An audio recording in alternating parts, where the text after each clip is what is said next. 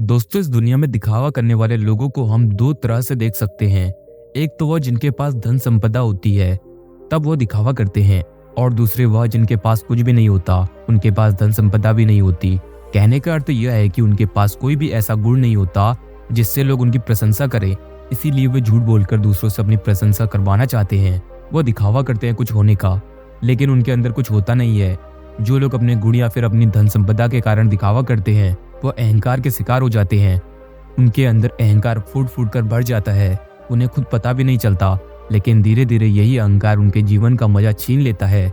और जो लोग कुछ गुण या फिर धन संपदा न होते हुए भी दिखावा करते हैं, ऐसे लोग जीवन में हमेशा दुखी रहते हैं, क्योंकि ऐसे इंसानों की सच्चाई कभी ना कभी तो सामने आ ही जाती है।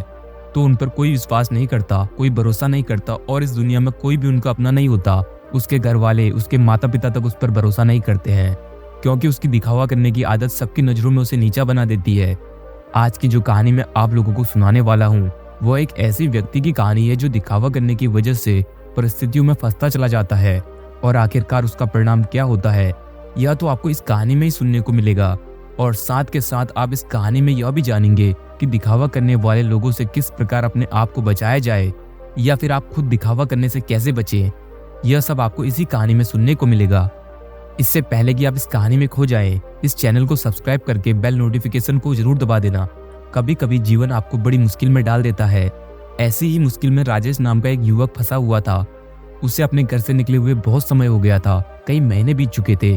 वो अपने घर से यह कहकर निकला था कि मैं नगर में कमाने के लिए जा रहा हूँ, लेकिन बहुत समय बीतने के बाद भी उसे कोई काम नहीं मिल रहा था। इसलिए उसने निश्चय किया कि वो किसी भी तरीके से अपनी कमाई का साधन बनाकर रहेगा। उसने अपने ही जैसे 3-4 युवकों की टोली बना ली थी, और उन सब ने योजना बनाई थी कि वह किसी भी धनवान व्यक्ति को बुद्धू बनाकर उसका धन उससे हासिल कर लेंगे। छल कपट, झूठ और परपंच, यही राजेश और उसके साथियों के हथियार थे। उन्होंने योजना तो बना ली थी, लेकिन उन्हें यह समझ में नहीं आ रहा था कि वो अपने शिकार को ढूंढेंगे कैसे, और ढूंढने के बाद उसे बुद्धू बनाकर उसका धन कैसे लूटेंगे। आखिरकार उन चारों ने योजना बना ली। उनकी योजना थी कि वह किसी ऐसे स्थान पर जाएंगे जहाँ पर बहुत सारे अमीर लोग आते हों, और वहां पर उन अमीरों में जो भी सबसे ज्यादा दिखावा करेगा, उनका शिकार वही होगा। उन्होंने नगर में एक ऐसी जगह ढूंढ ली थी जहां पर नगर के ज्यादातर अमीर लोग जुआ खेलने आते थे।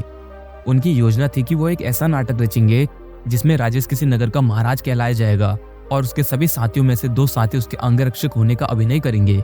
सिर्फ राजेश ही नहीं था जो राजा होने का दिखावा कर रहा था, उसके साथ उसका दूसरा साथी भी था जो किसी दूसरे नगर का राजा होने का दिखावा कर रहा था। आखिर उनकी योजना क्या थी, यह आपको कुछ देर में पता चल जाएगा। अगले दिन से सुबह सुबह सारे लोग अपने पात्र के हिसाब से वस्त्र धारण करके उस जगह पहुंच गए जहां पर शहर के ज्यादातर अमीर लोग जुआ खेलने आते थे। राजेश उस जगह पर एक नगर का महाराज बनकर पहुंचा था, जिसके पीछे उसके हाथी अंगरक्षक साथ साथ चल रहे थे। सब अमीर लोगों की नजर उन पर टिकी हुई थी, क्योंकि राजेश उन सब में से सबसे ज्यादा अमीर लग रहा था। उसकी वेशभूषा बेशकीमती लग रही थी, बेहद आकर्षक लग रही थी, जिससे सभी लोग उसकी तरफ आकर्षित हो गए थे। कुछ समय बाद राजेश एक ऐसी जगह पर जाकर बैठा जो सिर्फ बहुत जरूरी लोगों के लिए बनी हुई थी। जब राजेश वहां पर जाकर बैठा तो उसके अंगरक्षक वहीं पर उसके पास जाकर खड़े हुए। सब आपस में चर्चा करते हुए एक दूसरे से पूछ रहे थे कि यह किस नगर के महाराज है। उसी भीड़ में राजेश का एक और साथी मौजूद था। उसने उन सबको संबोधित करते हुए बताया कि राजेश किसी बड़े नगर का बड़ा महाराज है, और सबने उसकी बात पर यकीन कर लिया। अब वो अमीर लोग जो ज्यादातर दिखावा करते थे, जो किसी बड़ी आदमी से अपना सम्मान सुनने के लिए तरसते रहते थे, ऐसे लोग राजेश के आसपास मंडराने लगे थे। वो राजेश को किसी बड़े नगर का महाराज समझ रहे थे, और वो ये सोच रहे थे कि अगर इनसे हमारा परिचय हो गया तो हो सकता है कि भविष्य में यह महाराज हमारे कुछ काम आ जाए। थोड़ी देर बाद वहां पर दूसरा राजा भी पहुंचा जो राजेश का ही साथी था, और वह भी राजेश की तरह राजा होने का दिखावा कर रहा था। वो दूसरा राजा राजेश के ठीक सामने आकर बैठ गया। कुछ देर एक दूसरे से बात करने के बाद दोनों ने जुआ खेलने का निश्चय किया। कुछ समय बाद जुए की बड़ी बड़ी बाजियां खेली जाने लगी, और राजेश जो किसी नगर का महाराज होने का दिखावा कर रहा था, वो इस जुए में बहुत बड़ी रकम हार गया। लेकिन जब राजेश ने हारी हुई रकम निकालने के लिए अपनी पोटली ढूंढनी चाहिए तो उसे अपनी पोटली मिल ही नहीं रही थी। बहुत देर ढूंढने के बाद भी जब उसे पोटली नहीं मिली तो वो गुस्से से भरकर अपने अंगरक्षकों को डांटने लगा, और डांटते हुए उनसे अपनी पोटली के बारे में पूछने लगा। लेकिन उसके अंगरक्षकों के पास इसका कोई जवाब नहीं था। वह सब नीची गर्दन करके खड़े हुए थे। राजेश ने बड़े ही शांत स्वर में अपने सामने बैठे हुए राजा से कहा कि देखिए, लगता है कि हमारी सोने के सिक्कों से भरी हुई पोटली कहीं पर गुम हो गई है। मैं मानता हूँ कि मैं जुए में हारा हूँ, लेकिन फिलहाल मेरे पास तुम्हें देने के लिए कुछ भी नहीं है। अगर तुम मुझे कोई अपना पता दे दो तो मैं तुम्हें तुम्हारे पते पर तुम्हारी रकम भिजवा दूंगा, या फिर तुम मेरे राज्य में आकर मेरे राजमहल में चले आना, वहां पर तुम्हारी पूरी रकम तुम्हें मिल जाएगी। यह सुनकर वो सामने बैठा हुआ राजा गुस्से से आग बबूला हो गया। वो राजेश को बहुत भला बुरा कहने लगा। नौबत यहाँ तक आ गई कि दोनों में हाथापाई शुरू हो गई। वहां पर उसके अंगरक्षक और इधर राजेश के अंगरक्षक दोनों आपस में भिड़ गए। कुछ देर बाद एक अमीर आदमी उन दोनों के बीच पहुंचा और उन दोनों का झगड़ा सुलझाते हुए उसने कहा कि महाराज, आप मुझसे कुछ धन उधार ले लीजिए, आपको लड़ने की जरूरत नहीं है, यह आपको शोभा नहीं देता, यह आपकी शान के खिलाफ है। मैं आपको धन उधार दे देता हूँ, आप मुझे मेरा धन लौटा देना। यह रहा मेरा पता। और अपना पता देते हुए उस अमीर आदमी ने राजेश को बहुत सारे सोने के सिक्के दे दिए।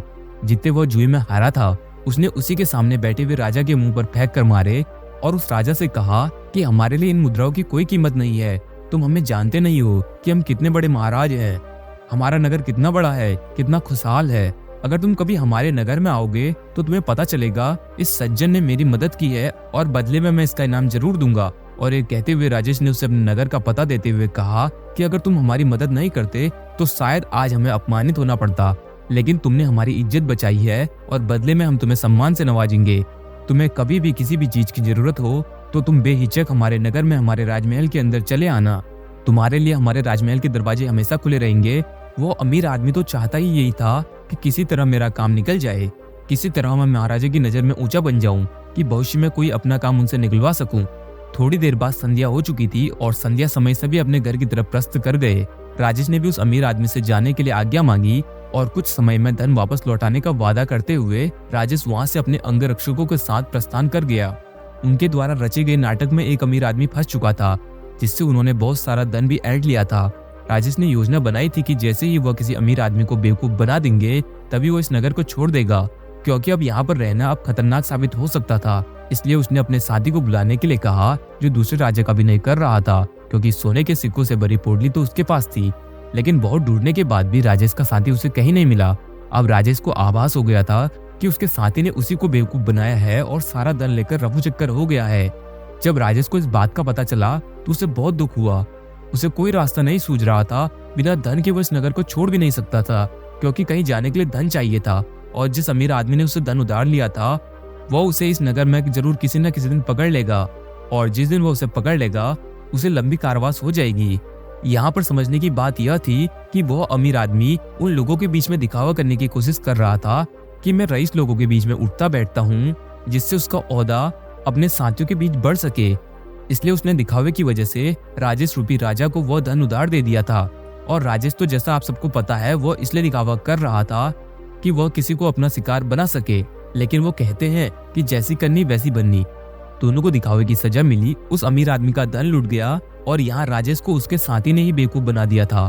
कुछ समय बाद राजेश को उस नगर के दरबारियों ने ढूंढना शुरू कर दिया, क्योंकि उस अमीर आदमी को पता चल चुका था कि उसके साथ छल हुआ है और वह किसी भी कीमत पर राजेश को ढूंढना चाहता था।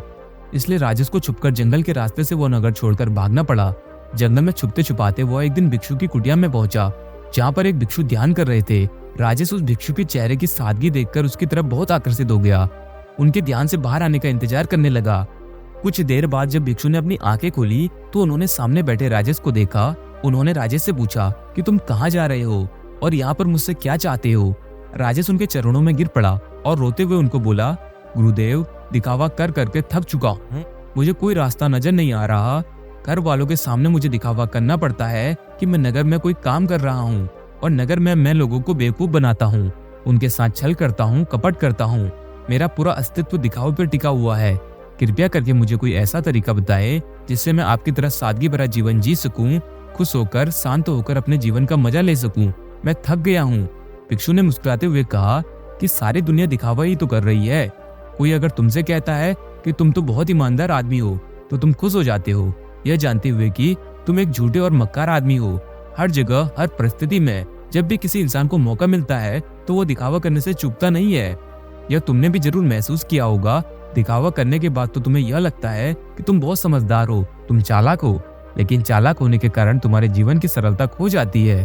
तुम साधारण नहीं रह पाते, हर जगह दिखावा करने की कोशिश करते हो और इसलिए जीवन के आनंद को तुम कभी महसूस ही नहीं कर पाते। लेकिन समझने की बात यह होती है कि आदमी दूसरे के सामने दिखावा तभी करता है जब वो सामने वाले की नजर में ऊंचा होना चाहता है। अगर तुम सामने वाले से प्रभावित नहीं होते तो तुम्हें दिखावा करने की कोई जरूरत ही नहीं रहेगी। क्योंकि तुम किसी न किसी तरह से सामने वाले आदमी को आकर्षित करना चाहते हो, उसे अपनी ओर खींचना चाहते हो, और यही दिखावे का सबसे बड़ा कारण होता है। लेकिन जो इंसान तुम्हारे दिखावा करने की वजह से तुम्हारी ओर आकर्षित हुआ है, तो अगर कल उसे तुम्हारी सच्चाई पता चलेगी तो वह तुमसे दूर भी हो जाएगा। इसलिए दिखावा करने की वजह से अपने भी हमसे दूर होते चले जाते हैं। हमें इसका कभी एहसास ही नहीं होता और हम अकेले पड़ते चले जाते हैं। आखिरकार हम पाते हैं कि हमारे आसपास कोई भी मौजूद नहीं है जिसे हम अपना कह सके, जिससे हम अपने दिल की बातें कर सके, क्योंकि हर इंसान के सामने हमने सिर्फ दिखावा ही किया है। लेकिन जो इंसान अपने आप को जानता है, अपने एकांत में स्थापित हो गया है, उसे किसी के आने जाने से कोई फर्क नहीं पड़ता। वो तो बस अपने एकांत का आनंद उठाता है। कोई आए तो ठीक और चला जाए तो भी ठीक। वह किसी को आकर्षित करने की कोशिश नहीं करेगा और इसलिए उसका जीवन सरल होता चला जाएगा, साधारण होता चला जाएगा। और जितने सरल तुम बनते जाओगे उतनी ही आसानी से तुम ध्यान में प्रविष्ट हो पाओगे। जीवन एक परीक्षा है, लेकिन कुछ लोग उस परीक्षा में संघर्ष नहीं कर पाते और वह लोग एक दिखावे का रास्ता अपना लेते हैं। उस जीवन को पूरी सच्चाई से जीना ही नहीं चाहते। वह खुद की सच्चाई को भी खुद स्वीकार नहीं करना चाहते। ऐसे बहुत से लोग होते हैं जिनके अंदर बहुत सारी बुराइयां होती हैं, लेकिन वो अपनी बुराइयों को कभी खुद महसूस कर ही नहीं पाते, कुछ स्वीकार ही नहीं कर पाते। उन्हें पता होता है कि उनके अंदर यह कमी है, लेकिन अहंकार वो दिखावे के कारण ना तो वो अपनी बुराई सामने वाले के सामने बता पाते हैं और ना ही उसको खुद स्वीकार करके उसको ठीक कर पाते हैं। इसलिए सबसे पहले दिखावे की दुनिया को छोड़ो, बनावटी दुनिया को दूर हटा दो, क्योंकि जब बनावटी दुनिया तुमसे दूर होगी तो ही तुम्हारा मन स्वच्छ हो पाएगा, निर्मल हो पाएगा। और जितना मन तुम्हारा निर्मल होगा उतने ही अच्छे लोग तुम्हारे संपर्क में आते रहेंगे, और जितना कपटी तुम्हारा मन होगा तो कपटी लोग ही तुम्हें मिलते जाएंगे। हमें वही लोग जीवन में टकराते हैं जिस तरह का हमारा खुद का नजरिया होता है। अगर हमारा नजरिया साफ है, शुद्ध है, तो हमें शुद्ध लोग ही टकराएंगे, और वहीं पर अगर हमारा नजरिया कपट से भरा हुआ है, धोखे से भरा हुआ है, तो हमें रास्ते में ऐसे ही लोग टकराएंगे। तुम किसी को धोखा दोगे, कोई तुम्हें धोखा देगा, और यह गोला निरंतर चलता रहता है। इस चक्र से बाहर आने का सिर्फ एक ही तरीका है, किसी को आकर्षित करने की कोशिश मत करो, किसी को भी जबरदस्ती झूठ बोलकर खुश करने की कोशिश मत करो। बस तुम अगर ये छोटा सा सिद्धांत अपना लेते हो तो तुम्हारी बनावटी दुनिया कब सच में बदल जाएगी तुम्हें पता ही नहीं चलेगा। साधारण रहकर, सरल रहकर, ध्यान की गहराइयों से अपने जीवन का परिचय कराओ, तब तुम्हें जीवन के आनंद का पता चलेगा। तब तुम समझोगे कि जीवन के असली मायने क्या होते हैं। किसी को बेवकूफ बनाना, किसी को झूठ बोलना, जबरदस्ती दिखावा करना, यह जीवन नहीं है, यह कुछ और है। यह दुख है, यह संताप है, और यही दुखों का कारण है। इसलिए तुम दुखों को काटना चाहते हो तो सबसे पहले इस पेड़ की जड़ को उखाड़ कर फेंको जो दिखावे का पौधा तुमने लगा रखा है। और यह कहकर वो भिक्षु कुटिया के अंदर चला गया। उनके जाने के बाद राजेश ने महसूस किया कि उसके जीवन में जितनी भी समस्याएं हैं उसके पीछे मूलभूत कारण उसका दिखावा ही है। अगर वो दिखावा करना छोड़ देता है तो जाहिर सी बात है वो झूठ बोलना भी छोड़ देगा। फिर कैसी भी परिस्थिति हो वह सिर्फ सच बोलेगा, और जब सच बोलने की हिम्मत उसमें आ जाएगी तो उसका जीवन खुद ही परिवर्तित हो जाएगा। ऐसे ही विचारों में डूबा हुआ वो उस जंगल को पार कर गया। तो दोस्तों, आपने आज की इस वीडियो से जो कुछ भी सीखा वो आप मुझे कमेंट में बता सकते हैं। इसी के साथ मैं उम्मीद करता हूँ कि आपको आज की ये वीडियो पसंद आई होगी। तो इस वीडियो को उस इंसान के साथ शेयर करें जिसे यह कहानी सुनने की जरूरत है, और उसके बाद चैनल को सब्सक्राइब करें। तो चलिए फिर मिलते हैं ऐसी एक नई वीडियो के साथ। तब तक के लिए अपना ख्याल रखें। धन्यवाद।